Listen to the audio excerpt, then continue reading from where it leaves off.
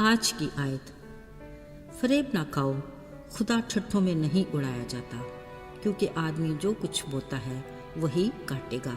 غلطیوں 6:7 آیت۔ عزیزو، ایک جگہ خواتین کے سیمینار میں خاتون لیڈر نے ہر ایک کو کاغذ پینسل تھما دیا اور کہا اپنے شوہر کی بات جو آپ کو ناپسند ہے تحریر کریں۔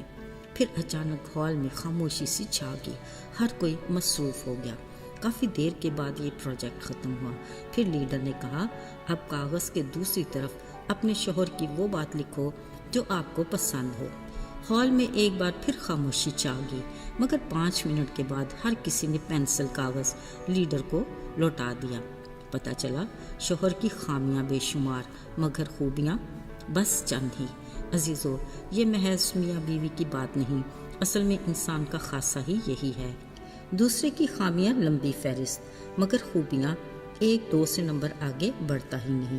عزیزو، کلام مقدس میں جہاں بنی نوع انسان کی تخلیق کا ذکر آتا ہے، واضح ہے کہ خالق خدا نے انسان کو اپنی صورت اور شبیہ پر بنایا، یعنی اپنی صورت دی تو اپنی تمام تر خوبیاں اس کی فطرت میں عطا کی۔ پھر جب انسان گناہ کا مرتکب ہوا، یہ انسانی فطرت یکسر بدل گئی۔ بس پھر یہی سے خامیاں بے شمار، مگر خوبیاں چند ہی رہ گئیں۔ یہ الگ بات ہے کہ ہر کسی کو خود میں دکھتا اس کے برعکس ہے۔ عزیزو، بلا شبہ گناہ ایک موروثی مرض ہے جو نسل انسانی میں سرایت کرتا چلا آ رہا ہے، اور انسان اپنی خود غرض اور انا پرست فطرت کے ہاتھوں مجبور ہے۔ اگرچہ خالق خدا اپنی اس خلق کے لیے اس رویے اور سلوک کو پسند نہیں کرتا جس کو اس نے خاص مقصد یعنی اپنی رفاقت اور اپنے نام کو جلال دینے کے لیے تخلیق کیا۔ قادر خدا جانتا ہے کہ جب پاک اور بے عیب برے کی قربانی کی بدولت گناہگار اپنی پرانی انسانیت کو اتار نہیں پھینکتا، زندگی میں تبدیلی ممکن نہیں۔ اسی لیے اس نے کہا میں انسان کے ارادے اور خیالوں کو جانتا ہوں، اس لیے اس نے عہد کیا کہ میں اپنی نئی روح تمہیں عطا کروں گا اور نیا دل بخشوں گا۔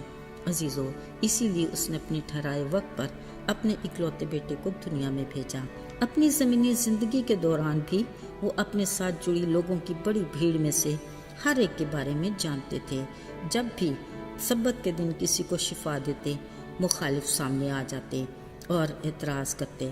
پھر جہاں بیمار کو شفا دیتے وقت کہا جا تیرے گناہ معاف ہوئے، پھر بھیڑ میں سے نکل کر الزام لگاتے یہ کون ہے جو گناہ معاف کرتا ہے؟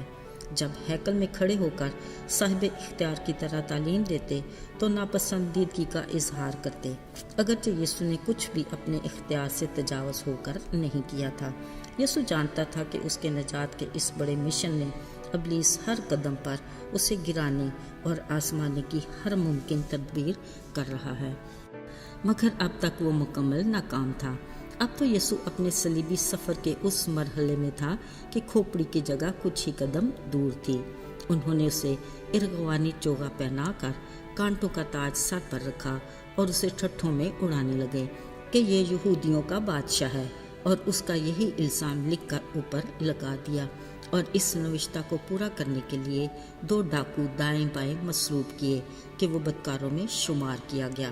بات صرف یہاں تک نہیں تھی، بلکہ اب تو یسوع کی اس حالت میں راہ چلنے والے سر ہلا ہلا کر لان تان کرتے اور کہتے مقدس کو ڈھانے والے، 3 دن میں بنانے والے، صلیب پر سے اتر کر اپنے تائیں بچا۔ اسی طرح سردار کاہن بھی ٹھٹھے مار کر فقیوں سے کہتے رہے اس نے اوروں کو بچایا پر خود کو نہیں بچا پایا۔ اگر یہ ابھی صلیب سے اتر آئے تو ہم اس پر ایمان لے آئیں۔ اور وہ 2 ڈاکو بھی لان تار کرنے میں کسی سے پیچھے نہیں تھے۔ عزیزو، یہ وہ وقت تھا کہ یسوع اپنے چاروں طرف دشمنوں سے گھرے ہوئے تھے، مگر صبر اور تحمل مزاجی کی انتہا دیکھیے۔ پھر بھی انہوں نے کہا اے باپ ان کو معاف کر، کیونکہ یہ نہیں جانتے کہ کیا کرتے ہیں۔ عین ممکن ہے دائیں بائیں کے دونوں ڈاکوؤں نے بھی سنا ہوگا۔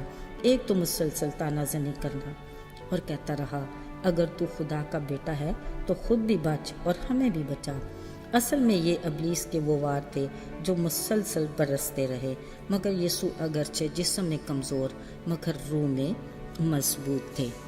اب وہ ان دونوں ڈاکوؤں کی آپس میں بات چیت کو سننے لگے۔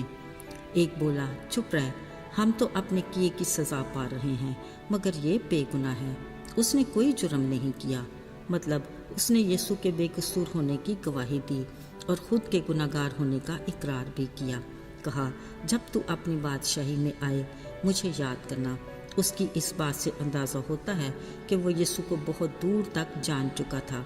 उसने कहा, तू आज ही मेरे साथ फिरदौस में होगा। अजीज़ों, आखिरी लम्हे, आखिरी पल यीशु का इस डाकू के लिए क्या खूबसूरत वादा था।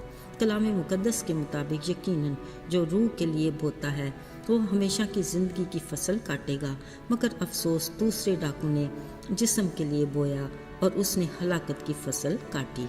अजीज़ों, खुदा का कलाम ला तब्दील है और हर दौर में अटल है। ये दोनों डाकू दो तरह के इंसानों को जाहिर करते हैं। सदाकत इसी में है, जैसा बोएंगे वैसा ही काटेंगे। यानी अगर जिस्म के लिए बोएंगे तो हलाकत की फसल काटेंगे, और अगर रूह के लिए बोएंगे तो रूह से हमेशा की ज़िंदगी की फसल काटेंगे। फैसला हमारा अपना है। आइए दुआ करें।